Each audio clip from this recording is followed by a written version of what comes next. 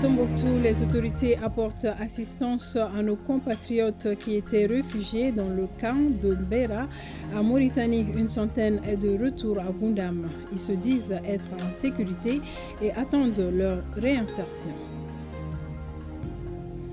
Les fidèles musulmans ont prié, fait des zikrs et bénédictions pour bénéficier de la clémence de Dieu et du prophète Mohammed, paix et salut sur lui. C'était à l'occasion de la célébration de Laylatul Qadr, une nuit qui équivaut à 1000 mois d'adoration. Aliou Abdoulaye Touré a fait le tour de la ville de Bamako. 350 millions de francs CFA, c'est la valeur du projet humanitaire qui vient d'être lancé à Ménaka. Il vise à améliorer les conditions des personnes déplacées et des communautés d'accueil dans la circonscription. Merci de nous faire confiance pour vous informer. Bonsoir.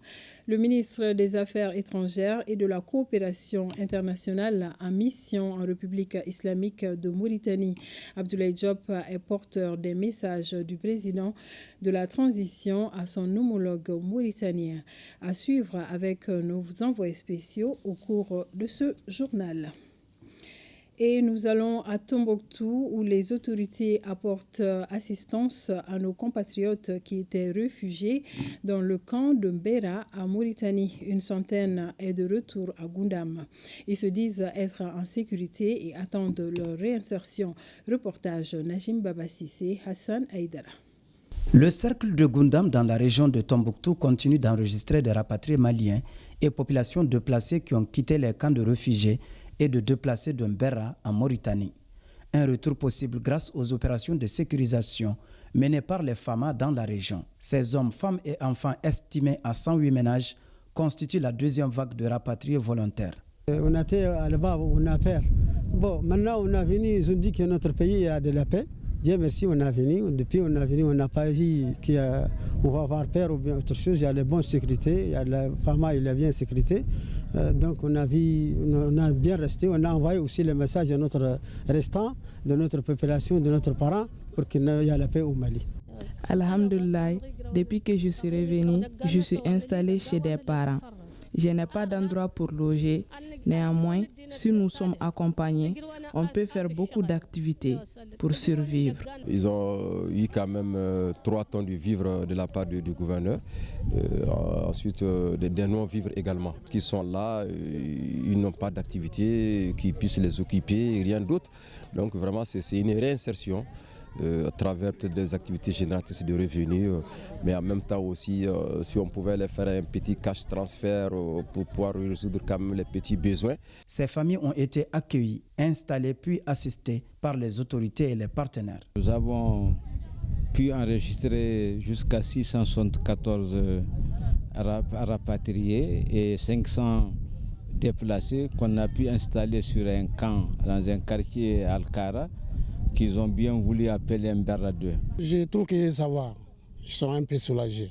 Parce que le fait de se déplacer, quitter ce soir pour venir ailleurs, là, tu viens barabalan, tu as besoin d'aide, tu as besoin de manger, tu as besoin de le soulager. Ces rapatriés fraîchement arrivés viennent s'ajouter à 150 autres ménages enregistrés vers fin 2024, logés dans des familles d'accueil. Je vous le disais, 350 millions de francs CFA, c'est la valeur du projet humanitaire qui vient d'être lancé à Ménaka. Le projet vise à améliorer les conditions des personnes déplacées et des communautés d'accueil dans la circonscription. On sait davantage avec Mohamed Lamine Maïga et Ibrahim Ag Amini. La réponse humanitaire de ce projet est de soutenir des personnes déplacées internes qui se trouvent dans la seule commune de Ménaka sur plus de 7 millions de personnes au Mali qui ont besoin d'assistance humanitaire. En travaillant ensemble, nous avons réussi à offrir une assistance indispensable et variée aux habitants de cette région dans des domaines incluant la sécurité alimentaire, l'éducation, l'accès à l'eau, la nutrition et les services de santé. Le dit projet vise à atténuer la souffrance des PDI à Ménaka. Les autorités administratives de la région de Ménaka ont bien accueilli ce projet. Actuellement, 44 abris sont à risque d'inondation et 17 sont déjà inondés. afin d'apporter une réponse à la problématique de l'accès à des abris sûrs. L'IRC mettra en œuvre ce projet intitulé « Amélioration des conditions de vie dignes des personnes déplacées et des communautés d'accueil dans la région de Ménaka ». Prévu pour une durée d'une année, ce projet a bénéficié d'un financement du Fonds humanitaire et régional pour l'Afrique de l'Ouest et du Centre, à hauteur de 600 000 dollars américains, soit 350 millions de francs CFA. Au total donc, ce sont 450 abris de transition pour les ménages déplacés internes et les familles d'accueil, en complément de son assistance multisectorielle d'urgence qui seront construits à Ménaka. Les solutions proposées sont donc adaptées aux réalités locales et les communautés locales seront associées à la gestion des sites. Le projet vise ainsi à la réhabilitation des logements dans les familles d'accueil et l'accès aux logements sur les différents sites. Les fidèles musulmans ont sacrifié à la tradition pour magnifier la nuit du destin. 27e jour du mois de Ramadan, ils ont pris d'assaut les mosquées, stades et autres espaces publics pour assister aux différents prêches et faire des prières pour implorer le pardon d'Allah Azawajal. Cette nuit équivaut à 1000 mois d'adoration, nous enseigne le Saint-Coran. Aliou Abdoulaye Touré a fait le tour de la ville de Bamako. Shu na ɲɔgɔn si kalo tile 27 su kan ka ɲinɛ o kɔnɔ a ka ca la a tɛ bɔ o kɔnɔ a su kelen ni maa min bɛnna n'a ye n'a su kelen ni maa min bɛnna n'a ye i ka ɲɛnamaya ɲɛna i nali diɲɛ na o fisar'i ma i ka silamɛya o ɲɛn'i ma. La nuit du destin, appelée Laylatul Qadr, est une nuit exceptionnelle et d'une grande importance selon les ulémas qui ajoutent qu'elle est meilleure que 1000 mois. Laylatul Qadr est joué, Choubargalou. Laylatul Qadr est joué, a ɲɔgɔn ka dɔgɔ su la mɛlɛka hakɛ min bɛ tigɛ ale su la n'a bɛ tigɛ su dɔw la. A bɛ Laylatul Qadr la walanda si tɛ sɔrɔ min na a fayida ka bon i b'a fɔ Ala ni Musa ka ni munajatu ye. O kɔnɔna la wajuli wɛrɛw bɛ se ka walawala kɔnɔ. Musa de ko Ala ma, Ala n b'i kɛrɛfɛla fɛ n bɛ fɛ ka gɛrɛ i la. Musa dun gɛrɛlen don Ala la ka ban. Au stade Mamadou Konaté de Tomikorobougou, les fidèles musulmans sont venus à l'écoute du leader religieux Cheikh Oumar Koulibaly, communément appelé Farouk, qui a entretenu les ulémas sur l'importance de la nuit, sur laquelle revient son porte-parole Mamadi Kébé. Ça fait plus d'une dizaine d'années maintenant que nous prenons les grands stades pour servir la nuit du destin. C'est-à-dire que nous venons chaque année participer, célébrer cette nuit avec El Hadj Cheikh Oumar Seydou Koulibaly, qui est un jeune prêcheur de la place. Il prêche l'islam authentique. Donc cette nuit, c'est une nuit d'adoration, une nuit pleine de hasanat. Donc l'islam, nos grands prêcheurs, nos grands guides religieux nous disent qu'on doit chercher durant les 10 derniers jours du mois de Ramadan. Donc ce qui fait que beaucoup célèbrent dans des mosquées, ils font des nuits de prière. Après, vers Zoroyer jusqu'à 3h, 4h du matin. Et nous exhortons tout le monde à faire des prières, à faire des zikrs, à adorer Dieu dans la mesure de l'air possible. Il n'y a pas de regret là-dedans. C'est durant cette nuit que le Coran a été révélé au prophète paix et salut sur lui. Le réarmement des femmes continue grâce aux efforts conjugués des autorités et de la population. Hier mercredi, c'est un important lot d'équipements militaires qui est arrivé à Bamako. La population bamakoise a assisté avec fierté le convoi transportant ces moyens logistiques jusqu'à Kati, Benoko Fofana et Moussa Balou. Aujourd'hui est un autre jour. Ce mercredi 26 mars 2025, un nouvel arrivage des équipements des FAMA vient renforcer ceux déjà existants. Il était 15h07 lorsque le premier camion a franchi le poste de Sébenikoro en provenance du port autonome de la Guinée-Conakry. De Sébenikoro en passant par Tchikoroni-Para, Bamako-Koura, Badjalan, Samé jusqu'à Kati, l'on pouvait observer à perte de vue le convoi de camions transportant ces moyens logistiques militaires. Ayant appris la nouvelle, la population est sortie massivement pour accueillir ces équipements. Hommes, femmes, jeunes et vieux étaient tous là pour magnifier leur joie. Personne ne voulait se faire raconter l'événement. an bɛ ka jɛ ka sɔrɔdasiw ninnu soutenir quoi c'est mɔgɔ min nana ka jamana fɛngɛ ka jamana bɔ dingɛ kɔnɔ bon bɛɛ ka jɛ ka soutenir quoi Assimi wara do ko an bɛɛ b'a ko an bɛɛ ye denmisɛnninw de an bɛɛ ye jeunes ye an b'a ko quoi an bɛ fɛ caman de ka fara nin kan nin de y'an ka laɲini hali bi parce que an dɔgɔnin n'a kɔrɔ n'an denw caman bɛ tenni na hali bi Ala ka jamana Ala ka taa ɲɛfɛ jamana mɔgɔw mun hali bi Ala ka sabati Ala ka sebaaya di Mali ma. À travers ce que nous voyons, bon, c'est une assurance pour nous encore, mais les explications erronées qui nous ont déjà empoisonnés, mais nous sommes en train de se dépoisonner encore. Bon, ce que nous souhaitons aux autorités, vraiment de continuer sur les efforts qu'ils fournissent, surtout la sécurisation. Ensuite, nous allons procéder vers l'économisation. Tout comme les autres interlocuteurs, cette mère Diallo Fanta Sidibé, fière de notre armée et des autorités de la transition, se livre à cœur ouvert. Vraiment, foyi t'an kɔnɔ barikada kɔ foyi t'an bolo bi k'u ko barikada yarabi an b'a ɲini ala de fɛ nin sunkaloba in kama ala ka armée Mali kisi ka jamana in kisi u bɛ fɛn min kɔ jamana in kɔ yarabi an ala ka nɔgɔya u nana jamana in sɔrɔ dingɛ min kɔnɔ an y'a ɲini masa in fɛ ala ka jamana in bɔ dingɛ kɔnɔ yarabi an ala ka hɛrɛ kɛ armée Mali ye. C'est vraiment une fierté. Donc c'est le lieu pour moi de remercier les plus hautes autorités sous le leadership éclairé du président de la transition, le général d'armée Assimi, qui s'est engagé dès la prise de ses fonctions pour équiper l'armée malienne. Déterminé plus que jamais à renforcer nos outils de défense afin de brouter hors de chez nous les bandits armés, les autorités de la transition avec à sa tête le général d'armée Assimi Goïta ne fléchissent pas devant les ennemis de la nation. Cette initiative de réarmement va se poursuivre pour garantir notre souveraineté absolue.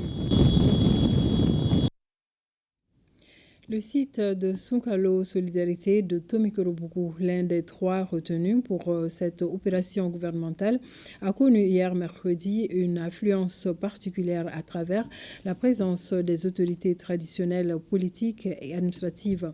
Le ministre de la Réconciliation nationale, de la paix et de la cohésion sociale a accompagné de son homologue de l'emploi et de la formation professionnelle, ont aussi présidé la cérémonie de rupture collective en commune 6 du district de Bamako. Un moment de communion entre les membres du gouvernement et la population. Nos reporters sont Daouda Kone et Kassim Diallo. La population de Ntomikorobougou est venue nombreuse sur le terrain de la commune 3 pour cette rupture collective du jeûne. L'action religieuse devra contribuer à Soukalo Solidarité, une initiative du président de la transition, le général d'armée Assimi Goïta, empreinte de communion, de fraternité et de cohésion sociale. Vous voyez l'enthousiasme de cette population, surtout la couche juvénile. Chaque jour, c'est comme ça. Nous remercions les initiateurs, notamment nos plus hautes autorités, à travers le président de la transition, son Excellence, le général d'armée Assimi Goïta, pour cette belle initiative qui, en réalité, a fait de notre commune une commune qui est solidaire. Ce moment de partage et de solidarité qui coïncide avec la nuit du destin est mis à profit pour Madame le maire de la commune 3 pour inviter tous à la prière et à l'union sacrée autour du Mali. La commune 3, c'est une grande famille. Bamako, une grande famille. Le Mali, une grande famille. Donc, nous devons apprendre à vivre ensemble. Nous allons demander à tous ceux qui sont là de faire des bénédictions pour la paix et la stabilité pour le pays. Cette rupture collective du jeûne est perçue comme une action incitative aux bonnes pratiques musulmanes et à la promotion des valeurs sociétales. La deuxième édition de Soukalo Solidarité a enregistré la participation des 2 membres du gouvernement en commune 6 du district de Bamako. Au centre des échanges, la pertinence des nouvelles taxes sur les opérations téléphoniques et transferts mobiles monnaie, la lutte contre la consommation de la drogue et la citoyenneté. Les populations maliennes doivent aujourd'hui soutenir la vision du président de la transition, son Excellence le général d'armée Assimi Goïta. Quand on parle aujourd'hui du problème énergétique, c'est vrai que tout le monde le vit, mais nous savons que depuis le début du mois de Carême, beaucoup a été fait. Nous avons presque à 80% l'électricité. Cela est dû à ses efforts personnels. Donc si on nous demande aujourd'hui de contribuer avec le minimum possible en termes de taxes, je pense que chacun doit être fier d'accompagner cette initiative. Cette rupture collective a également été occasion d'aborder des questions relatives à l'autonomisation des femmes et l'insertion socio-professionnelle des jeunes. Les préoccupations aujourd'hui de la jeunesse, c'est l'emploi et la reconversion. Les échanges que nous avons avec eux, c'est des échanges fructueux et c'est dans l'avenir, elle nous a dit quand même qu'elle va essayer de nous accompagner. Cette action ne sera pas dans les oubliettes dans les jours à venir. On tient compte, on prend acte et on en est fiers, on en est très content de partager ces Sungalo Solidarité avec les membres du gouvernement de la transition. À savoir, plusieurs ministres ont eu à défiler ici et je crois que c'est une opportunité, c'est une aubaine d'ailleurs pour nous, légitimité traditionnelle. Sungalo Solidarité, c'est aussi cette tribune qui permet de lever les barrières entre les gouvernants et gouvernés. Une belle opportunité pour les autorités de s'imprégner des préoccupations du peuple. Le gouvernement était largement représenté également à Kati Numurila.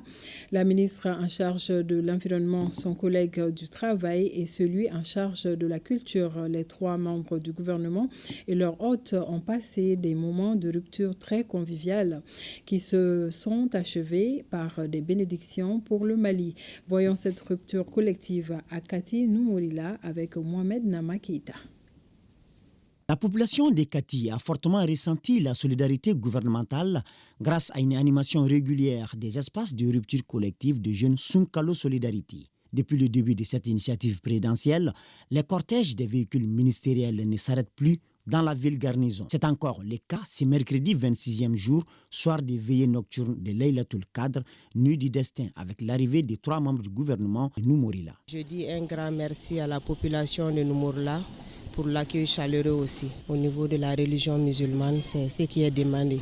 Surtout cette nuit qui est la nuit du destin, on demande aux musulmans, l'ensemble des musulmans du Mali de faire des bénédictions pour le pays. Nous sommes venus partager avec eux et transmettre un message du président de la transition, le général d'armée Assimi Goïta, aussi du premier ministre Ablaye Mega. Sungalo Solidarité, c'est un moment de communion, de partage, d'entraide, pour que effectivement le gouvernement soit proche de la population. En kumana ani suntige ɲɔgɔn fɛ an sela ɲɔgɔn fɛ o bɛ kelenya yira bon kuma bɛɛ b'a dɔn jamanakuntigi ale ka a ye sira min don an kɔrɔ ɲina a ko ɲina ye seko ni dɔnko san ye donc ko an bɛ se ka segin an ka kɔrɔ la cogo min na kelenya bɛ se ka na Mali la cogo min na bɛn bɛ se ka na cogo min na. Ces moments de Sungalo Solidarité ont permis à la population de Kati de mieux comprendre les initiatives des autorités de la transition.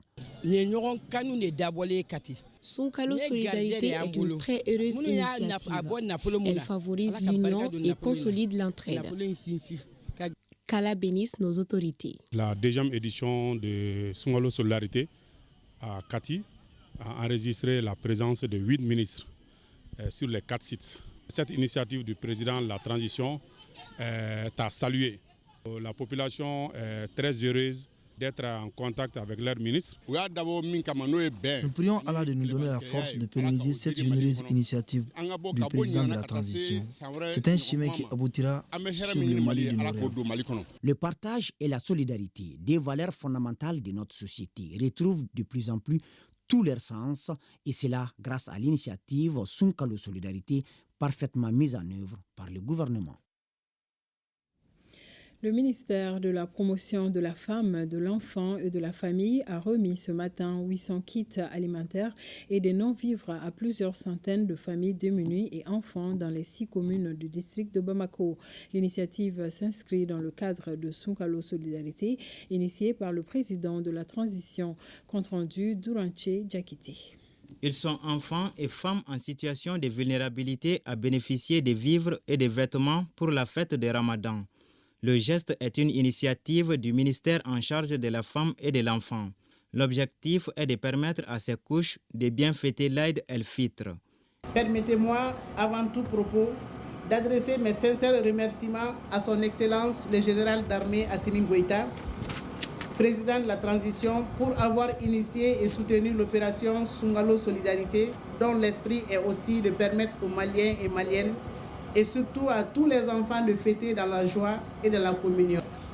En effet, De nombreux enfants restent en marge de la célébration de la fête de Ramadan à cause de la pauvreté de leurs parents qui n'arrivent pas à subvenir aux besoins de la famille. C'est pourquoi, dans le cadre de l'opération Sungalo Solidarité de 2025, le ministère de la Promotion de la Femme, de l'Enfant et de la Famille a jugé nécessaire et opportun de donner de sourire à 500 familles et à 300 enfants en situation particulièrement difficile à travers la remise de kits de fête de Ramadan. Ces enfants bénéficiaires, âgés de 4 à 15 ans, ont été identifiés par les services déconcentrés du département dans les 6 communes du district de Bamako. Cet acte de solidarité nourrit l'espoir selon les bénéficiaires.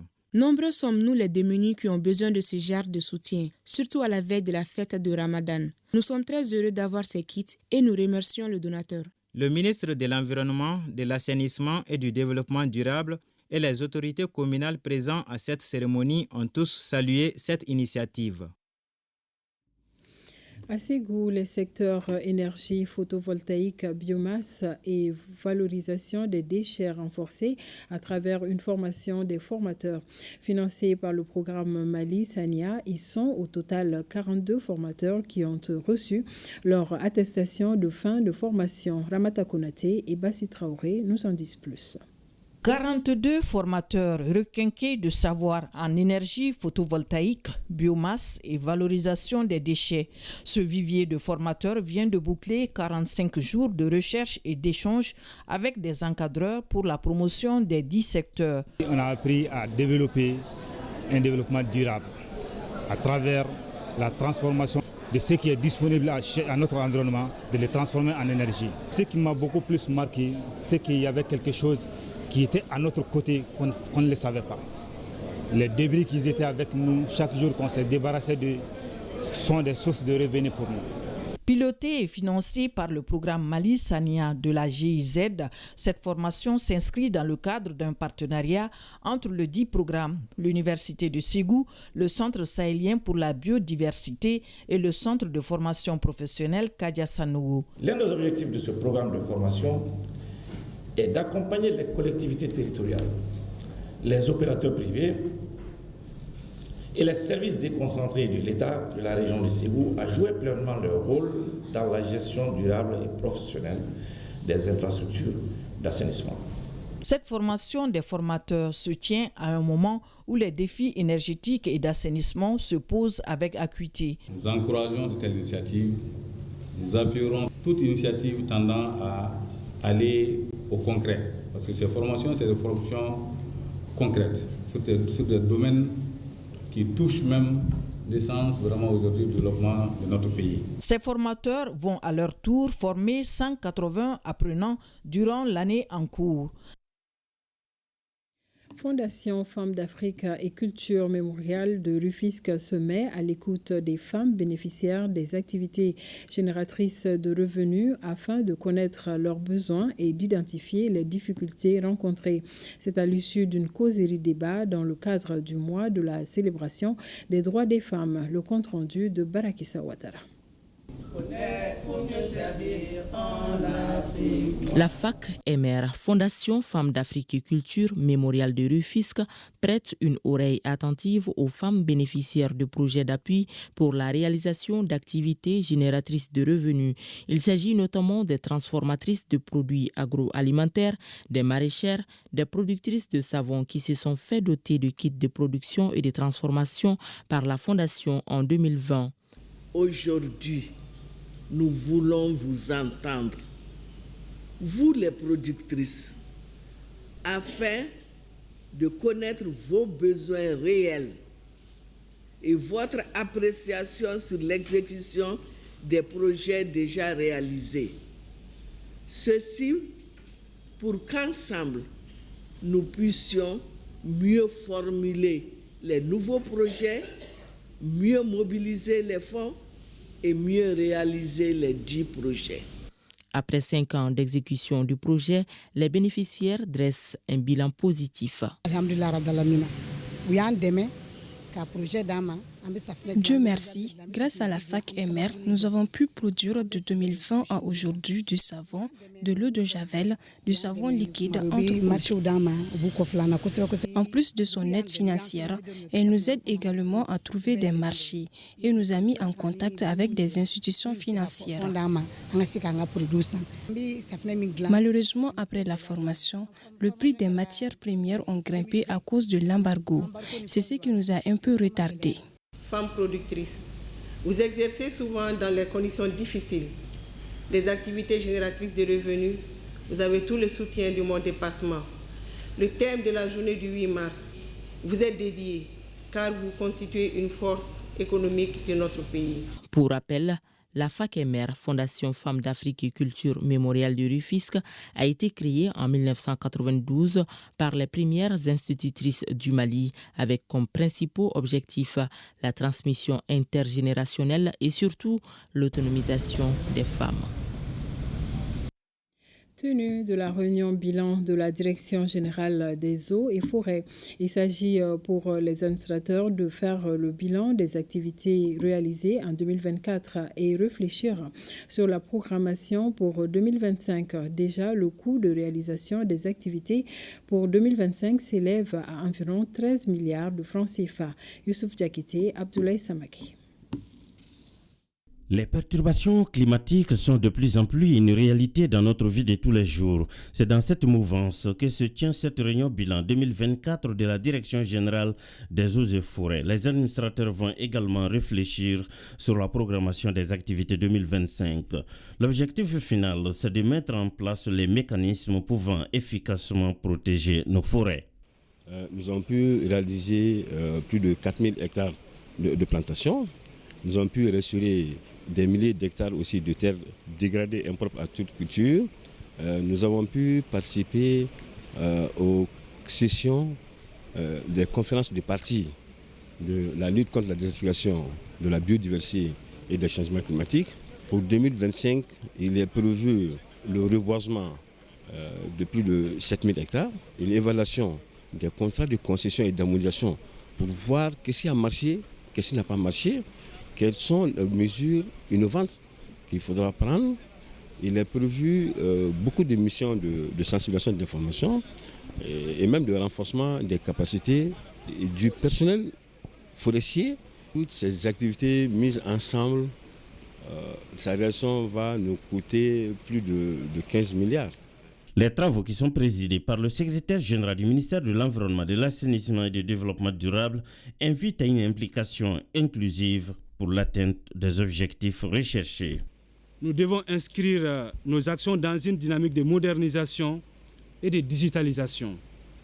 L'une de nos grandes priorités est d'intégrer des outils technologiques avancés pour améliorer la transparence et l'efficacité dans la gestion de nos ressources forestières.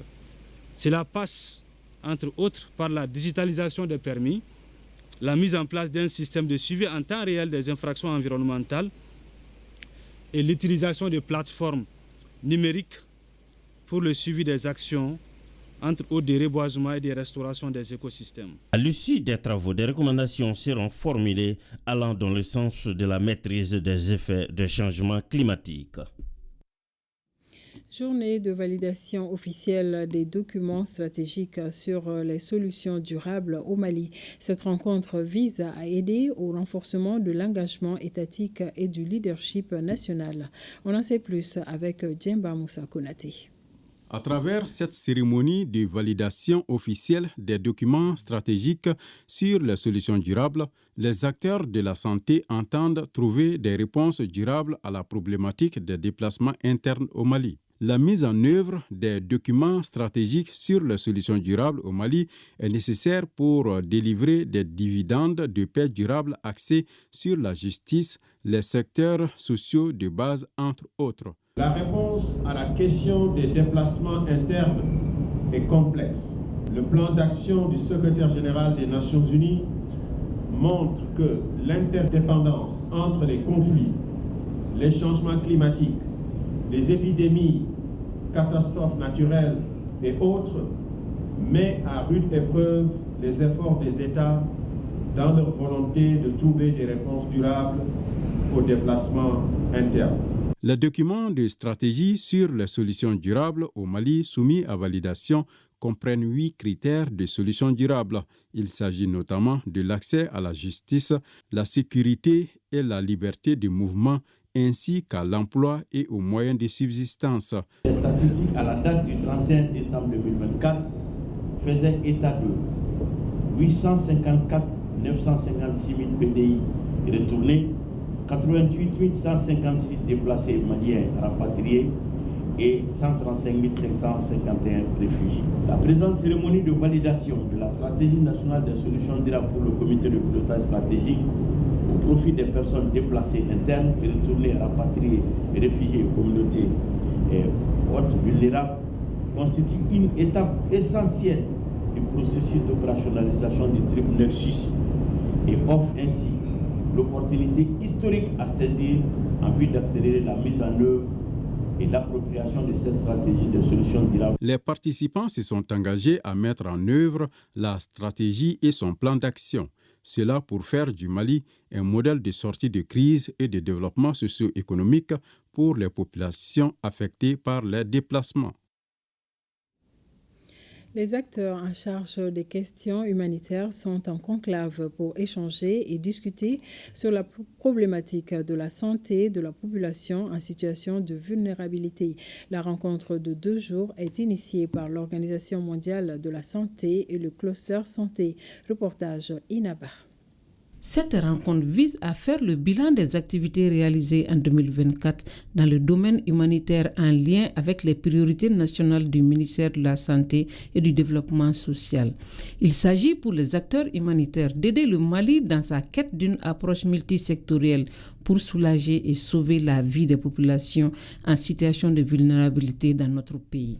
Après une année de travail, il était temps qu'on puisse se retrouver et se dire qu'est-ce que nous avons bien fait, qu'est-ce que nous avons moins bien fait, tirer des leçons et voir dans quelle mesure on peut se projeter dans l'avenir. Tout cela intervient dans une conjoncture qui est un peu difficile, avec des annonces ça et là d'arrêt de financement. Et cela va sûrement impacter sur notre travail. Et je sais que vous serez capable de vous adapter, en tout cas de faire preuve d'intelligence pour que nous puissions répondre aux défis qui se posent à nous. En 2024, le Mali a connu une situation humanitaire préoccupante, plus particulièrement dans les régions du nord et du centre. C'est dans ce contexte que le cluster santé a développé un projet pour contribuer à l'amélioration de l'accès des populations à des services sociaux de base. Je tiens aussi à partager quelques axes des orientations stratégiques du département, notamment en ce qui concerne la réussite de la coordination multisectorielle, les aspects relatifs à la gouvernance dans le secteur, le renforcement du plateau technique à tous les niveaux pour minimiser les risques d'évacuation. À noter que le cluster santé vise à renforcer la résilience du système de santé dans les régions du nord et du centre par le renforcement des plans d'urgence afin de répondre aux besoins des populations en matière de santé publique. Le Lions Club international de la région 12 a procédé lundi dernier à la remise des équipements médicaux, le tout d'une valeur de plus de 30 millions de francs CFA à l'hôpital Mère-Enfant, le Luxembourg. La dite donation vise à renforcer le système sanitaire et leur capacité. Le point avec Fantama Magnentao.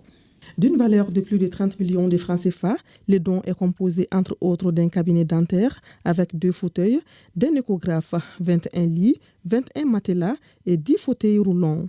Ces équipements médicaux ont été offerts par le Lions Club international Région 12. Leurs objectifs, c'est de s'engager sans relâche à soulager la souffrance, à apporter du réconfort et à redonner de l'espoir aux couches les plus vulnérables. Les équipements d'un montant de 50 000 €, à peu près 35 millions de francs CFA, sont généralement offerts par notre partenaire Médico-France.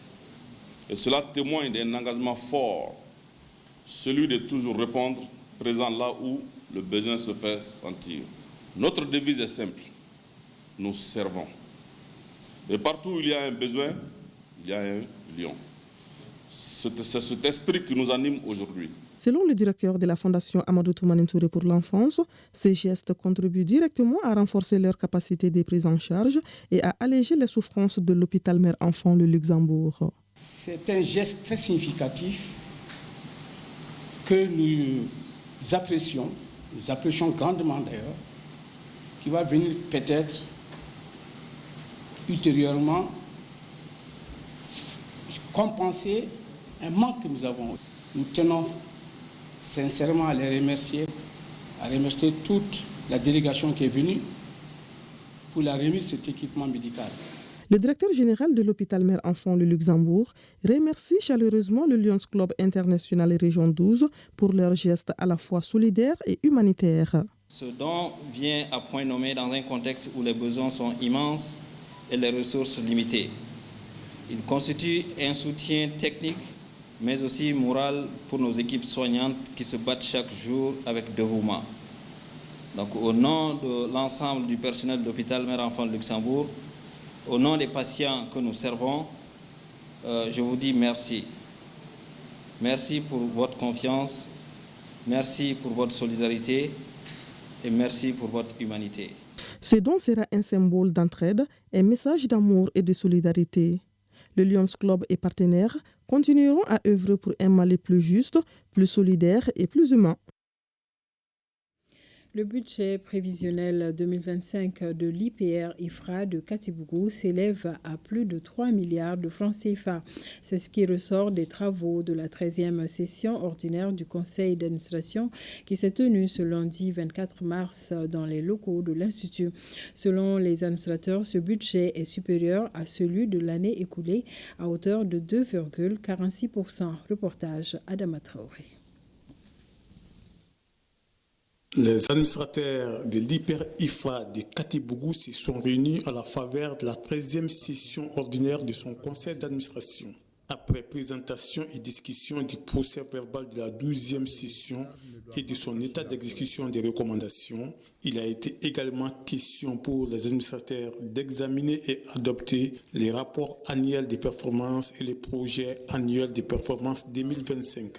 À cet effet, le budget provisionnel pour 2025 a eu une nette augmentation de 2,46% par rapport à l'année écoulée. Concernant le budget prévisionnel 2025, il est équilibré en recettes et en dépenses à la somme de 3 912 636 836 francs CFA, soit 96,67% de subventions de l'État et 130 195 836 francs CFA, soit 3,33% de ressources propres. Par rapport à l'année 2024, nous constatons une augmentation de 2,46% qui est la résultante de l'augmentation des crédits de la nature personnelle EPA et la nature heures supplémentaires. Quand on prend le budget dans sa nomenclature, il y a toujours le budget prévisionnel, il y a le budget additionnel et il y a les différentes décisions de modification.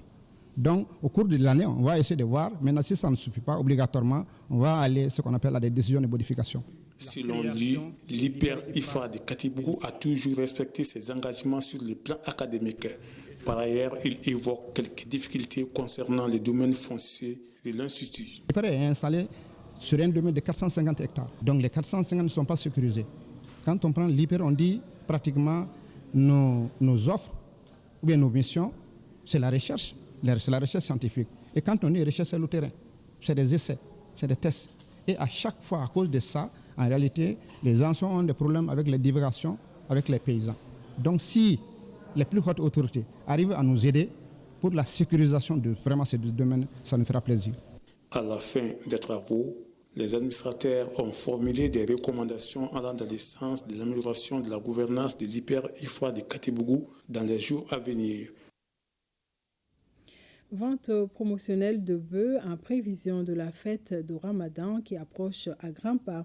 Cela se passe actuellement dans le district de Bamako ainsi que dans les villes de Kaye, Sikasso et Ségou. Plus de 44 000 têtes de bovins sont mises en proposé aux populations de ces 4 villes. L'objectif du gouvernement est de soulager les populations en cette veille de fête de l'Eid el-Fitr dans un contexte de cherté de la viande. Le directeur national des productions et des industries animales est l'invité de la semaine sur notre antenne. Nous vous proposons de suivre un extrait de cet entretien. Il répond aux questions de Yaya Konaté.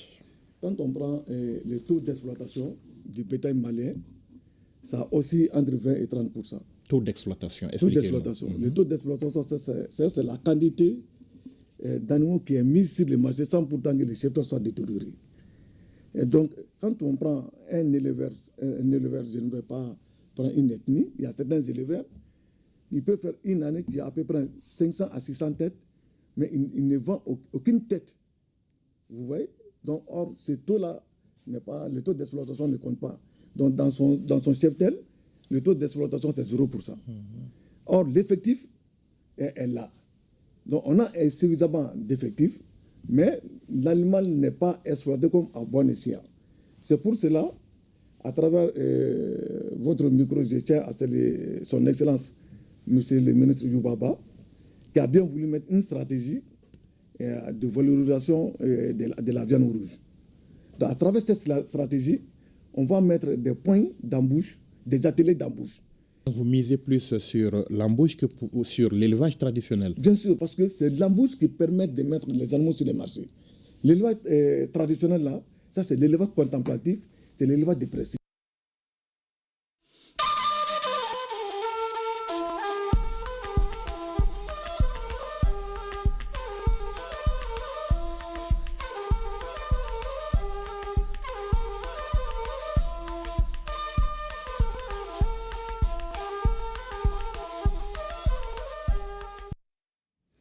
Et nous allons au Burkina Faso où la deuxième édition des journées d'engagement patriotique et de participation citoyenne se tient du 26 mars au 9 avril 2025.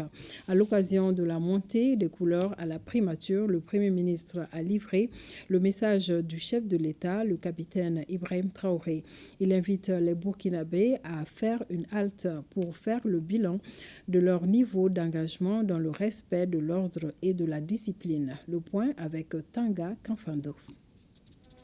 Exceptionnelle montée des couleurs à la primature, elle marque le lancement de la première phase des journées d'engagement patriotique et de participation citoyenne de l'année 2025. La deuxième édition se tient du 26 mars au 9 avril prochain sous le thème « Pour l'ordre et la discipline, je m'engage ».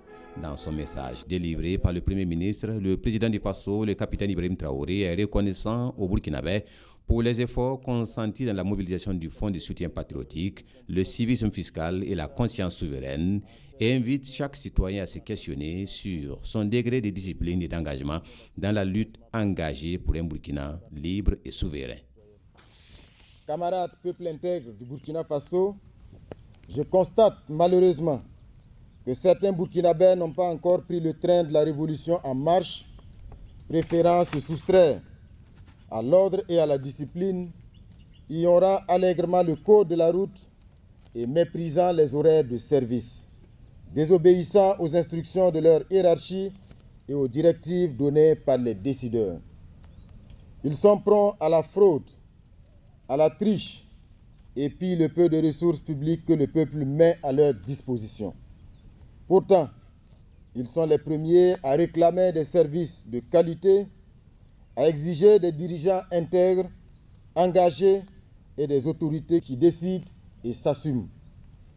Aussi voudrais-je, à la faveur de cette deuxième édition des Journées nationales d'engagement patriotique et de participation citoyenne, que nous marquions de nouveau une halte pour faire le bilan de notre niveau d'engagement en matière d'ordre et de discipline.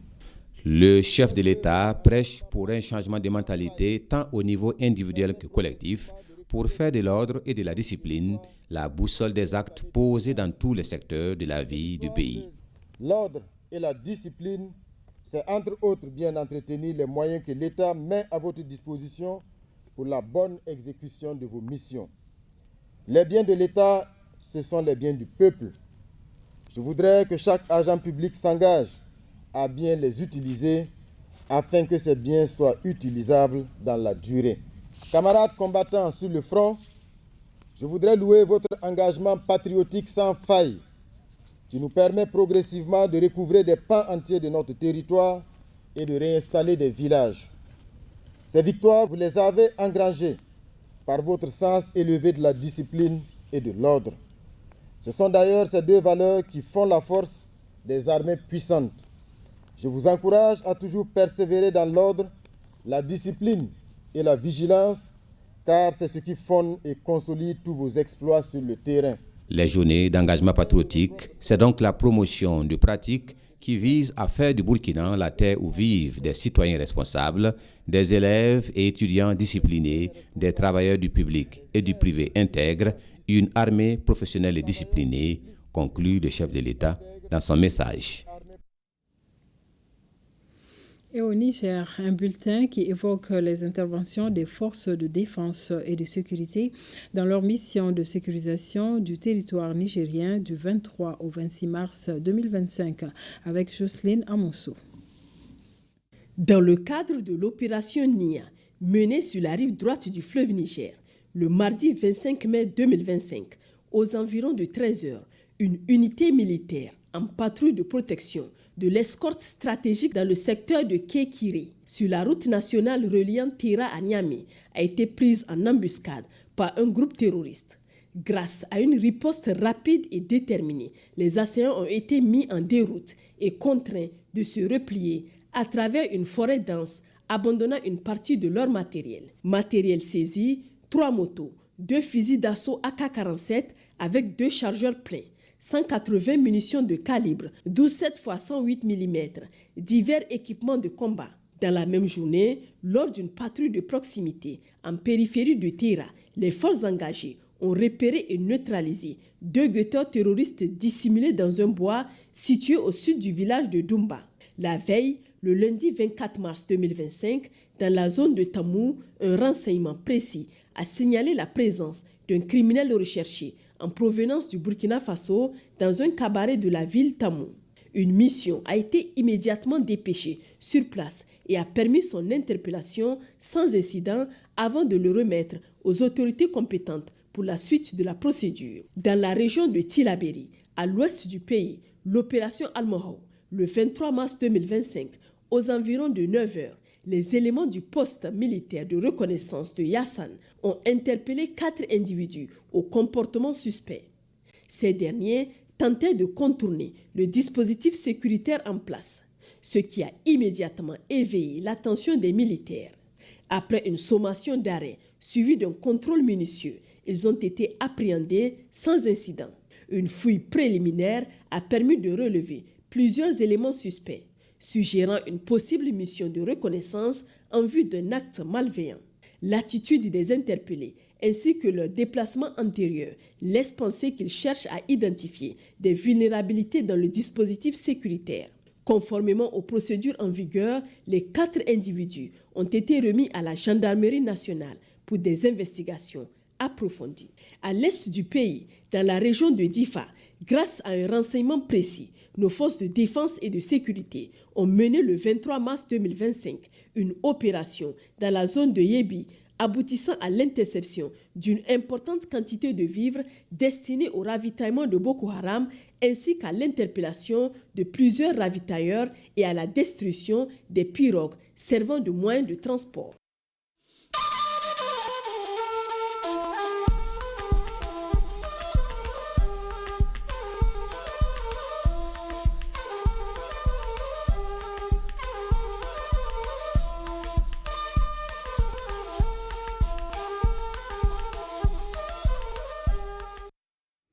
Malheureusement, ce soir, nous ne sommes plus en mesure de vous diffuser la mission de la République du Mali en Mauritanie.